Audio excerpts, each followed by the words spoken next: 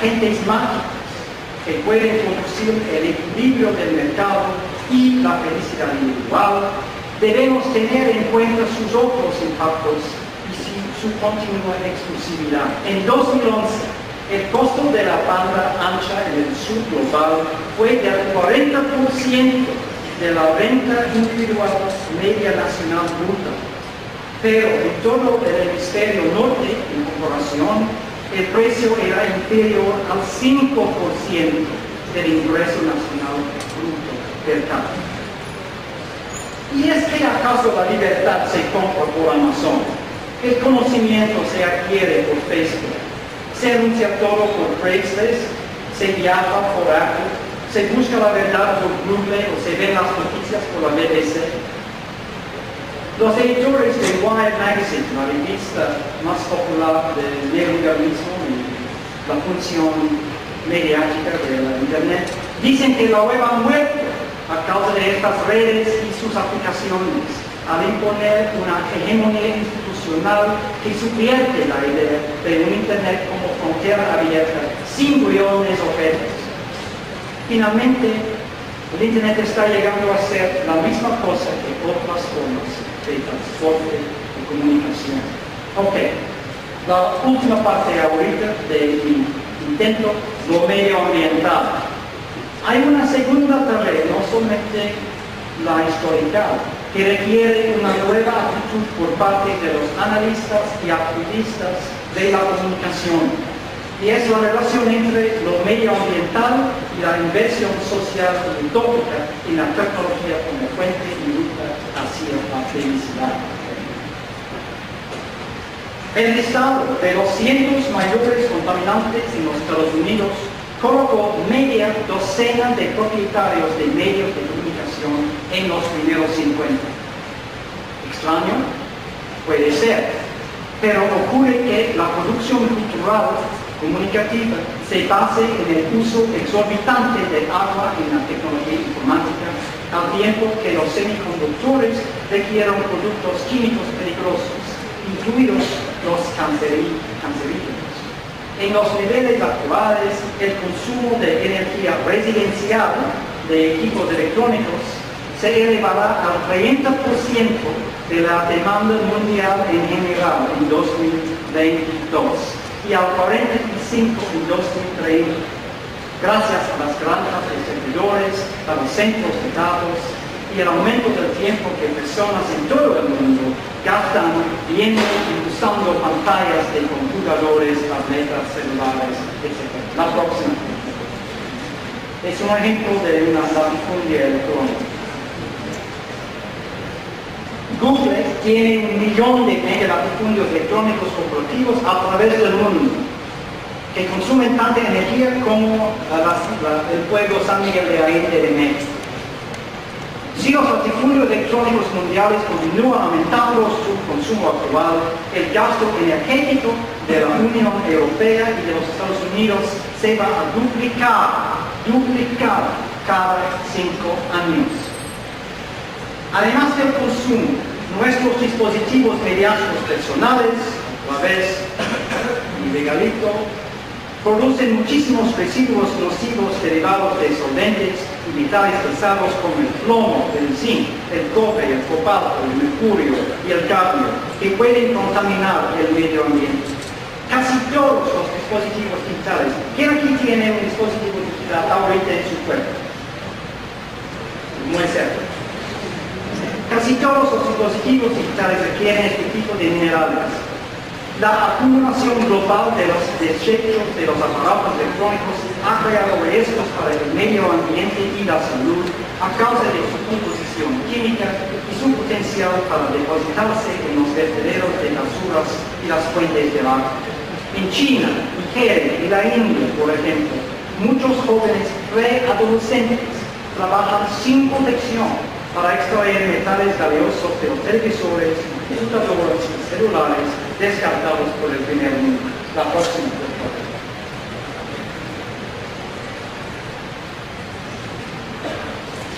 Es una imagen muy típica. El convenio Basel, firmado hace casi 20 años, prohíbe el transporte de material peligroso entre miembros del acuerdo. Sin embargo, algunos contaminadores muy poderosos, como Japón, Canadá y los Estados Unidos, contravienen el convenio mandando sus residuos electrónicos a través del mundo. En los EU, el estado de California, mi ex estado, su mismo exportó en 2006 1 millón de toneladas de sus desechos electrónicos a 7 destinos conocidos: Malasia, Brasil, Corea del Sur, China, México, Vietnam y la India. Hoy, miles de empresas pequeñas en la China importan 700.000 toneladas de residuos electrónicos ilegalmente. En América Latina, sabemos que México y Brasil, como ya mencioné, reciben esta contaminación y sospechamos que Chile, Haití, Venezuela y Argentina también lo hacen. Es una mapa de los países involucrados en este intercambio. Los puntos muy rojos son destinos garantizados de esta basura electrónica. Los puntos en el rojo más enfatizado, sospechados, y los puntos en verde son los puntos de origen de esta materia peligrosa.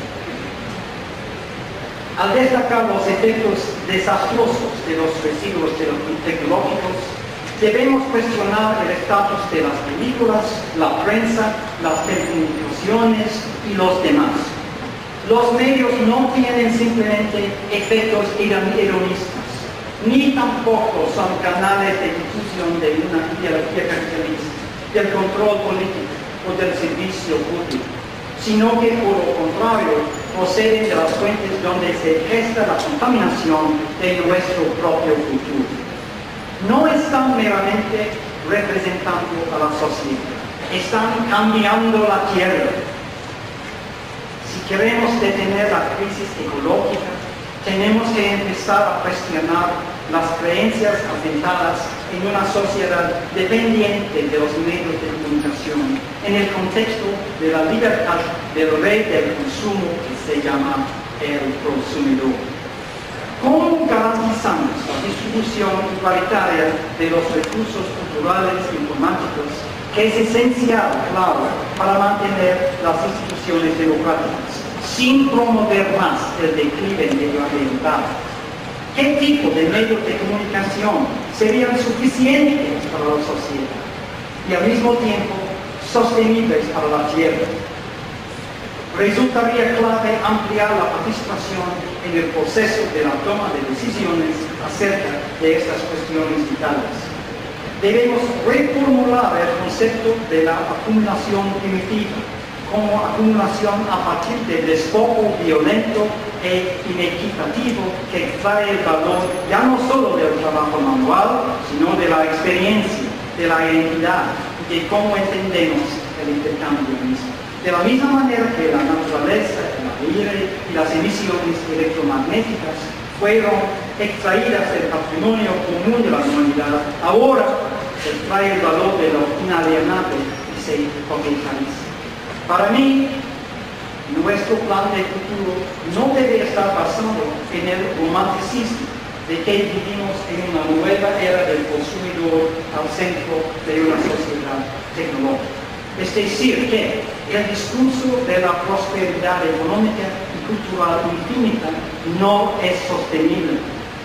Lamentablemente, debemos dejar de pensar que la cultura es un recurso sin límites. Esto no quiere decir que vivamos en tiempos de pesimismo, donde no haya opciones, oportunidades, o que las nuevas tecnologías no ofrezcan posibilidades progresivas. Para entender y cambiar la coyuntura contra las fantasías del consumidor y así proteger los derechos culturales y lo medioambiental, debemos hacer una mezcla de ciencia medioambiental, economía política, teoría política, etnografía y análisis textual. Necesitamos considerar la naturaleza de la ciudadanía y el bienestar del mundo y de la tierra. Y debemos trabajar con este párrafo Heidegger sobre los trabajadores y su alienación técnica de su propio padre en los medios.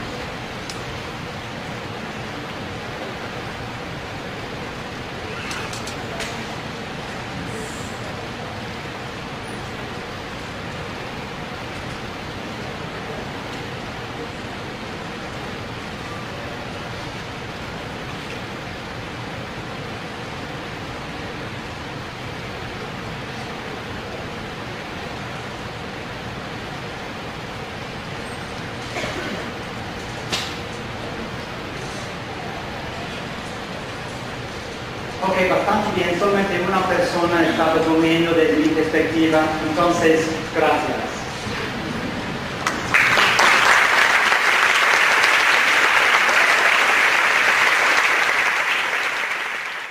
Yo quiero proponerles el mismo viaje que tuvimos, con las paradas que hicimos y con los cuentos que nos echó Ramón en cada una de las estaciones.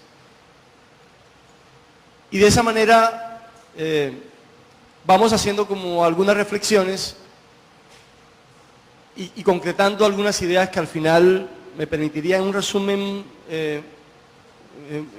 muy breve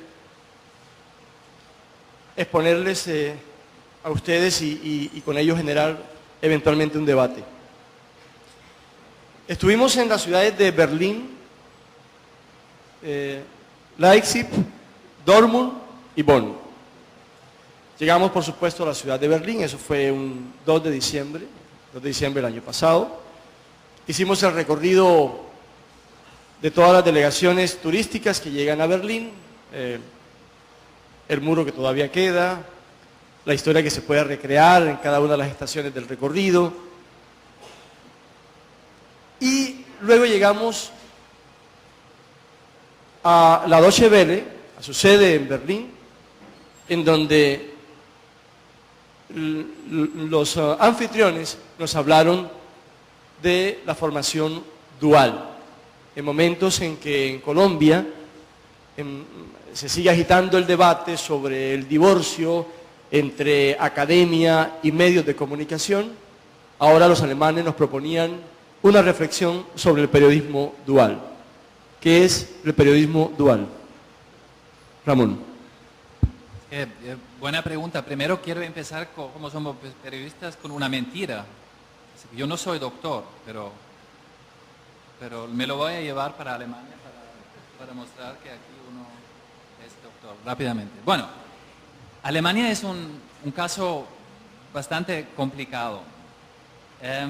Y para entender Alemania, para entender el periodismo en Alemania, para entender, por supuesto, la manera como los periodistas en Alemania están capacitados en general, hay que entender que todo empezó en el año 45.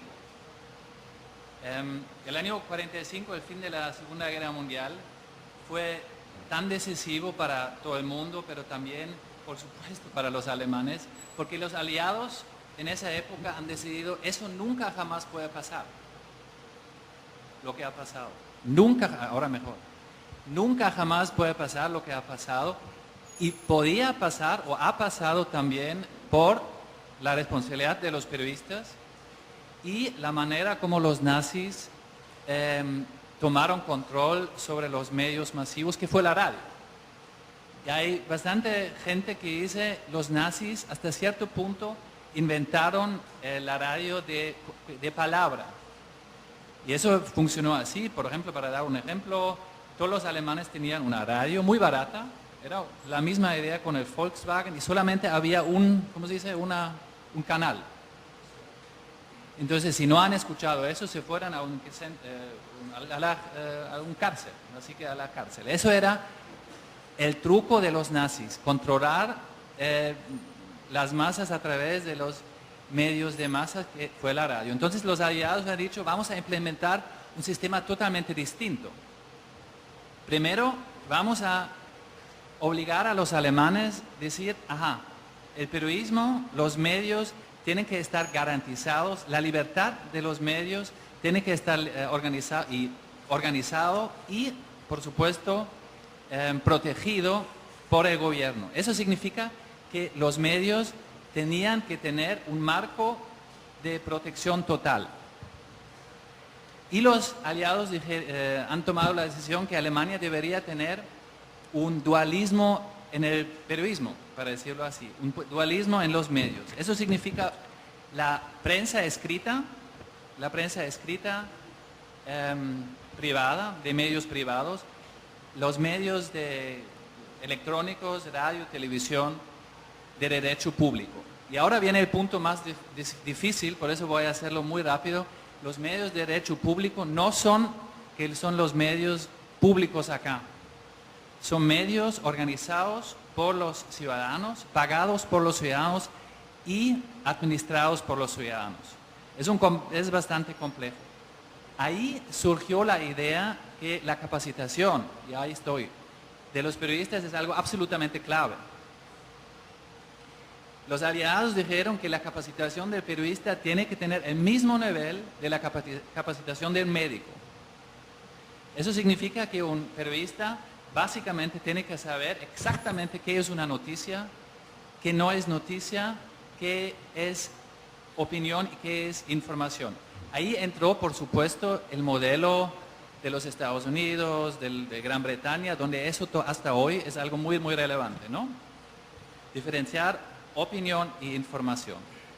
Y que fue muy, muy importante en ese momento fue lo que pasó en los tribunales de Nuremberg. Sí dice eso, ¿no? Los tribunales de Nuremberg, porque ahí eso es un dato bastante interesante. Los aliados han dicho, vamos a permitir participar a algunos periodistas alemanes para ver si han entendido lo que queremos de ellos. Entonces llegaron los periodistas, uno de ellos se llamaba Peter von Zahn, igual es un periodista, murió ya, pero era muy, muy importante. Sus papás y casi toda su familia murió en el Holocausto. Entonces observaron muy bien qué hicieron esos periodistas. Eran capaces de no juzgar, eran capaces de cubrir estos temas de una manera totalmente objetiva o no. Y funcionó. Y en ese momento dijeron los aliados, bueno, vamos a permitir medios alemanes, vamos a invertir también en la capacitación.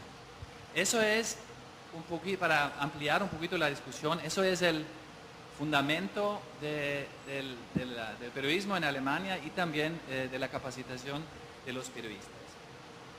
Ahora, la pregunta de Alberto, para no extenderme demasiado, ¿me puedes poner? Eso es una cita del ex jefe de la redacción del Spiegel. No sé si ustedes conocen el Spiegel. Es la semana de Alemania más gorda y más barata. Pero es otra cosa. Nosotros los periodistas tenemos que alejarnos de la homologación de opiniones. Eso es algo lo que es bastante importante para toda la capacitación hasta hoy. Es la postura. Y aquí entra también una cosa bastante relevante. En la capacitación, y eso también veo aquí en Colombia, muchas veces damos las herramientas a los estudiantes, ¿no es cierto? Ahí están muchos estudiantes, pero no hablamos sobre contenidos. Hablamos cómo vender contenidos, pero no hablamos qué tipo de contenidos verdaderamente necesitamos en los medios y también en la capacitación. Es algo bastante relevante. También tenemos el tema de la investigación, contenidos. Tenemos el tema de provocar y arriesgarse. Eso también en cuanto a la capacitación es algo absolutamente clave, hablando en términos muy generales, que los estudiantes o los capacitados, que muchas veces no son estudiantes, tienen el respaldo total de sus capacitadores. Así que todo lo que hacen es parte es como ¿cómo decirlo? Es un sitio totalmente protegido. Y eso es algo muy, muy importante para que los estudiantes puedan arriesgarse. Y eso, la palabra en inglés es un poquito el enabling, no sé cómo traducirlo. Es darles la autoestima igual, para que se puedan arriesgar, para que puedan hacer cosas nuevas. Porque se entiende la capacitación de una manera mutua. Así que los profesores aprenden, los estudiantes también. Bueno, entonces tiene que ser divertido, por supuesto. Eso sí, conocer la audiencia, que muchas veces no hacemos. Y tiene que ser divertido en el buen sentido de la palabra, que tiene que incluir. Lo peor, lo que puede pasar cuando un capacitador trabaja con un estudiante, con un capacitado, es cuando te dicen, tú estás excluyendo tu audiencia. La gente no te entiende. Eso es lo que hasta hoy, por lo menos, eso fue parte de mi capacitación, es lo peor que puede pasar. Seguimos, por favor. Entonces, página 19, por favor, porque eso es...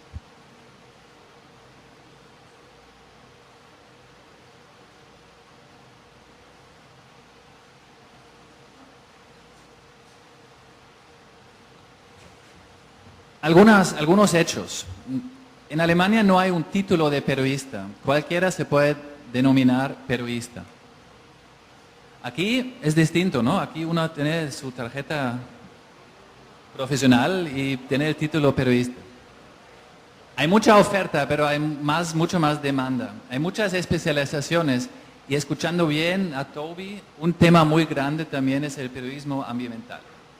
El camino clásico no es un estudio en una universidad, sino es el voluntariado. Luego les voy a explicar un poquito lo que significa. Las ofertas exitosas tienen algunas cosas en común. Es el acceso deductivo. Y para explicar eso un poquito, y eso es algo clave también, todo empieza con la práctica. En el primer minuto los estudiantes escriben. Deductivo significa deducir de la práctica necesitando la teoría para entender qué puedo mejorar prácticamente. Así que en ese tipo de capacitaciones no empiezan normalmente con la teoría de la comunicación. Hay muchos periodistas que no tienen ni idea qué es eso. Tienen que tener una idea cuando no funciona lo que hacen o lo que están intentando hacer. Así que todo sale de la práctica. Eso significa también que los profesores son prácticos, son periodistas. Es una producción, evaluación permanente. Tal vez vamos a hablar un poquito con Alberto sobre eso que hemos visto allá. Una amplia cultura general que es muy, muy importante. Eso también tiene que ver con la idea que el periodismo no es una cosa para chicos de 19 años o 18. En las universidades yo tengo estudiantes aquí que tienen 17 o 16. Es como un psicólogo, que no puede ser psicólogo con 19, sino tiene que tener sus ideas, una formación bastante amplia. Así que yo, por ejemplo, empecé mi capacitación con 28 años, lo que es normal. El concepto dual, luego vamos a hablar un poquito sobre eso, el trabajo real en medios. Para no aburrirlos, no tengo pelota, seguimos un poquito. Hay más o menos 4 tipos de formación dual. Luego cuando hacemos el viaje vamos a profundizar eso. ¿Vuelves, por favor, a la primera? Sí.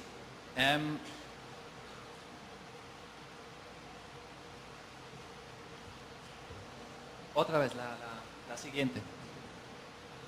Sí. Una idea bastante básica es que las capacitaciones duales son basados en la práctica, eso es una cosa, y los estudiantes están ya pagados. Y eso tal vez para ustedes puede ser algo raro, algo que no es muy común. La idea es que todo lo que está pasando conjuntamente con los medios.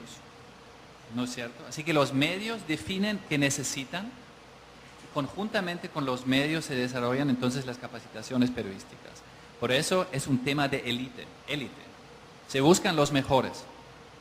Siempre ahí viene la comparación con los médicos. En los hospitales, nosotros como pacientes queremos los mejores. Y la necesidad de los medios es, por supuesto, tener los mejores periodistas. Eso tiene mucho que ver, por eso es difícil compararlo con Colombia, que hay mucha competencia. Aquí en Colombia hay pocos medios, hay poca competencia, entonces tal vez no existe esa necesidad. Bueno, para ir poniendo como puntillazos en la presentación, aquí lo que tenemos hasta ahora es un diálogo permanente entre medios de comunicación y universidades, en las universidades donde se ofrece alguna posibilidad de formación en periodismo, ¿de acuerdo? De acuerdo. Y eso se da a partir de las necesidades que se vayan estableciendo desde el medio de comunicación. Así es. Bien, el medio de comunicación, tal vez me voy a saltar un poquito, pero podemos retomar luego. El medio de comunicación también puede ser en un momento determinado una institución formadora. Es una institución formadora.